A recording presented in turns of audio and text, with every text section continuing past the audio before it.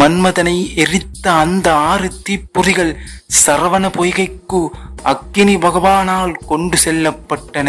அங்கு அந்த 6 தீப்பொறிகளும் அழகிய 6 குழந்தைகளாக வடிவம் பெற்றிருந்தன. அந்த 6 குழந்தைகளும் 6 கார்த்திகை பெண்களின் பராமரிப்பில் வளர்க்கப்பட்டன. ஒரு முறை சிவபெருமானும் பார்வதி அம்மையாரும் அந்த சரவண பொய்கைக்கு வந்திருந்தனர். அப்போது தாயான பார்வதி அந்த 6 குழந்தைகளையும் ஒன்றாக கட்டி தழுவி அவர்களை ஈசானம், தத்புருஷம், வாமதேவம், அகோரம், சத்தியயோகம் மற்றும் ஆதோமுகம் ஆகிய 6 முகங்களுடன் ஒரே உருவமாக மாற்றினார். தகைய முருகப் பெருமான் பக்தர்களால் சண்முகன், முருகன், சுப்பிரமணியன், கந்தன், கார்த்திகேயன் மற்றும் இன்னும் பல பெயர்களில் அழைக்கப்படுகிறார். அன்னை பார்வதி முருகப் பெருமானுக்கு தனது சக்திகளை